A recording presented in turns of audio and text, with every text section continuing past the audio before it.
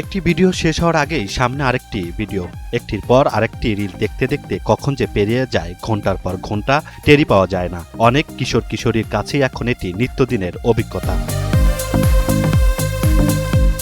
আর এভাবে অতিরিক্ত ফোন ব্যবহারে ঝুঁকছে শিশু কিশোররা। সামাজিক যোগাযোগ মাধ্যমের এই অতিরিক্ত ব্যবহার নিয়ে দীর্ঘদিন ধরেই উদ্বেগ জানিয়ে আসছেন অভিভাবক ও বিশেষজ্ঞরা। বিশেষ করে শিশু কিশোরদের মানসিক স্বাস্থ্য এবং অনলাইন নিরাপত্তা নিয়ে প্রশ্ন উঠেছে বিভিন্ন দেশে। এই প্রেক্ষাপটে যুক্তরাষ্ট্রে মেটার বিরুদ্ধে মামলা করেন কয়েকটি অঙ্গরাজ্যের কর্মকর্তারা। অভিযোগ ছিল তরুণদের দীর্ঘ সময় ফেসবুক ও ইনস্টাগ্রামে ধরে রাখতে এমন কিছু ফিচার রাখা হয়েছে যা অতিরিক্ত ব্যবহারে উৎসাহিত করে। শুধু তাই নয়, শিশুদের ব্যক্তিগত তথ্য সংগ্রহ ও ব্যবহারের অভিযোগও ওঠে মেটার বিরুদ্ধে।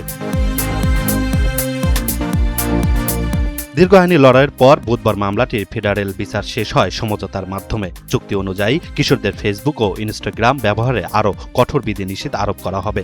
পাশাপাশি এই সমঝোতার আওতায় মেটাকে দিতে হতে পারে সর্বোচ্চ $18 বিলিয়ন। তবে সমঝোতায় কোনো অন্যায় স্বীকার করেননি মেটা। চুক্তিটি কার্যকর হতে এখন আদালতের অনুমোদন প্রয়োজন।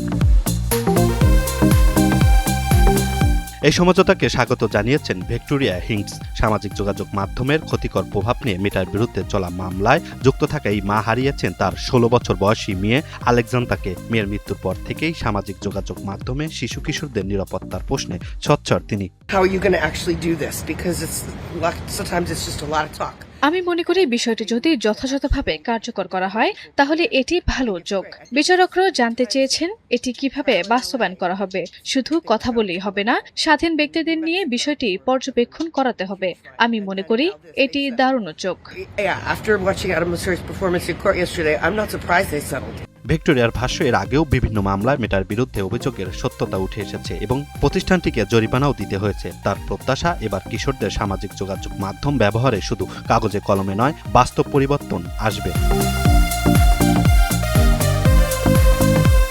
মামলাটিতে যুক্তরাষ্ট্রের 4টি অঙ্গরাজ্য ক্যালিফোর্নিয়া, কলোরাডো ও কেন্টাকি ও নিউ জার্সি মেটার বিরুদ্ধে প্রায় $200 বিলিয়ন পর্যন্ত দেওয়ানি জরিমানা দাবি করার প্রস্তুতি নিচ্ছিল। তবে শেষ পর্যন্ত আদালতের দীর্ঘ বিচারিক লড়াইয়ে সমঝোতার মাধ্যমে শেষ হলো।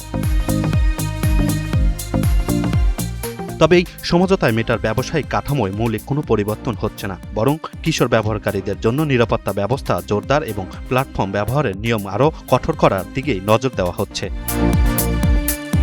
মেটার বিরুদ্ধে এই সমঝোতা সামাজিক যোগাযোগ মাধ্যমে কোম্পানিগুলোর বিরুদ্ধে চলমান আরও হাজারো মামলার ক্ষেত্রেও দৃষ্টান্ত হয়ে উঠতে পারে। বিশ্বজুড়ে শিশু কিশোরদের ক্ষতিকর অনলাইন কন্টেন্ট থেকে সুরক্ষায় নেওয়া হচ্ছে নানা উদ্যোগ। অস্ট্রেলিয়ায় 16 বছরের কম বয়সী শিশুদের সামাজিক যোগাযোগ মাধ্যম ব্যবহারে নিষেধাজ্ঞার উদ্যোগও তারই একটি উদাহরণ।